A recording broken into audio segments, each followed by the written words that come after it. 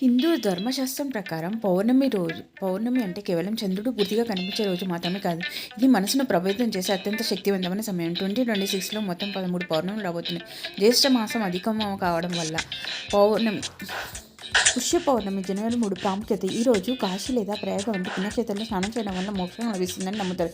ఇది శీతాకాలం ముగింపుకు సంకేతం. తిథి ప్రభావం జనవరి 2వ తేదీ రాత్రి తిథి మొదలవుతుంది కాబట్టి నిషి పూజలు ఆ రోజు చేయాలి.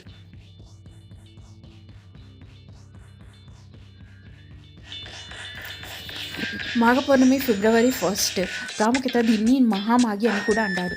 మాఘమాసంలో నదీ స్నానం పుణ్యప్రదం. ఈ రోజుతో మాఘ స్నానం వ్రతం పూర్తవుతుంది. సమయం జనవరి 31 అర్ధరాత్రి నుండి తిథి ఉండటం వలన నదీ స్నానంకి ఫిబ్రవరి 1 సూర్యోదయం సమయము అత్యంత శ్రేష్టం.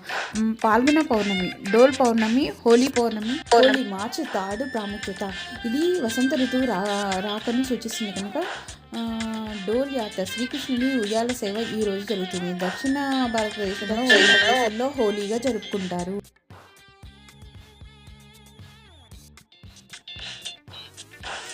చైత్ర పౌర్ణమి, హనుమాన్ జయంతి ఏప్రిల్ 2 ప్రాముఖ్యత. తెలుగు రాష్ట్రాల్లో ఈరోజు హనుమాన్ జయంతిని వైభవంగా జరుపుకుంటారు. చైత్ర పౌర్ణమి నాడు చేసే పూజలను మనోబలాన్ని ఇస్తుంది. వైశాఖ పౌర్ణమి, బుద్ధ పౌర్ణమి మే ప్రాముఖ్యత. ఇది గౌతమ బుద్ధుని జన్మ, జ్ఞానోదయ మరియు నిర్యాణ దినం. దీన్ని కురుం పూర్ణిమ అని కూడా అంటారు.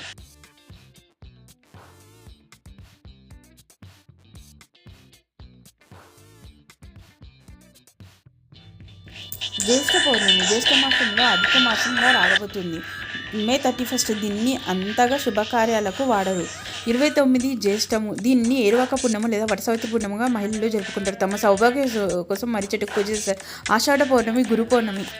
వేదవ్యాసుని పుట్టినరోజు. తమ గురువులను పూజించే గొప్పదనం. దీన్ని వ్యాస పూర్ణిమ అని కూడా పిలుస్తారు. చతుర్మాస వ్రత ప్రారంభం ఇక్కడ నుండే స్టార్ట్ అవుతుంది.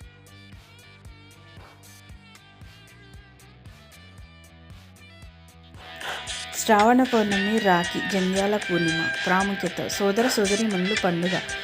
రక్షాబంధన్. బ్రాహ్మణులకు నూతన యజ్ఞోపవీతం ధరించి ఉపకర్మ ఈ రోజు కూడా జరుగుతుంది. హైగ్రీవ జయంతి కూడా ఇదే రోజు. భాద్రపద పౌర్ణిమ.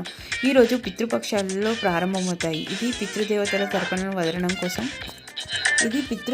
తర్పణాలు వదలడానికి సిద్ధమయ్యే సమయం.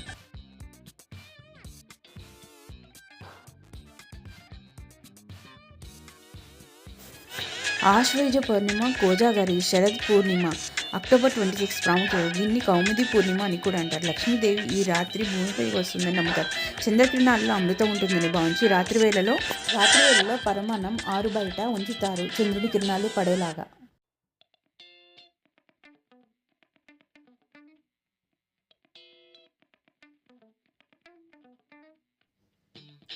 కార్తీక పౌర్ణమి నవంబర్ 24 ప్రాముఖ్యత. హిందీ క్యాలెండర్లో అత్యంత పవిత్రమైన పౌర్ణమి. శివాలయాల్లో జ్వాలాతోరణం, కార్తీక దీపం చేస్తారు. విష్ణువు మత్స్యావతారం ఎత్తింది కూడా ఈరోజే. మార్గశిర పౌర్ణమి. దత్తాత్రేయ జయంతి ప్రాముఖ్యత. విముక్తి స్వరూపుడైన దత్తాత్రేయుడు జన్మించిన రోజు. ఈ రోజు సత్యనారాయణ స్వామి వ్రతం చేయడం విశేష ఫలితం ఉంటుంది.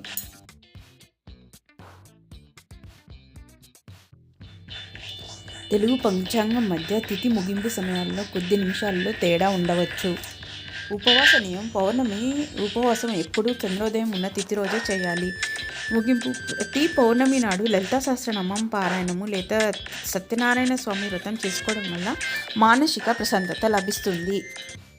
శాస్త్రీయంగా చూస్తే కార్తీక మాసంలో చంద్రుడు భూమికి అత్యంత దగ్గరగా శక్తివంతంగా ఉంటాడు. పౌర్ణమి నాడు చంద్రకిరణాలు ఉండే ఔషధి శక్తులు నీటిలో మరియు మొక్కల్లో ఉసిరి, తులసి నిక్షిప్తమై ఉంటాయి. అందుకే ఈరోజు చేసే స్నానము, దీపారాధన మనలోని నాడులను ఉత్తేజపరుస్తాయి, మానసిక ఒత్తిడిని తగ్గిస్తాయి. శివకేశవులు భేదం లేదని చాటి చెప్పే రోజు కార్తీక పౌర్ణమి. భక్తితో వెలిగించే ఒక చిన్న దీపం మన జీవితంలో అజ్ఞానాన్ని, చీకటిని తొలగిస్తుంది. సుఖినో భవంతు.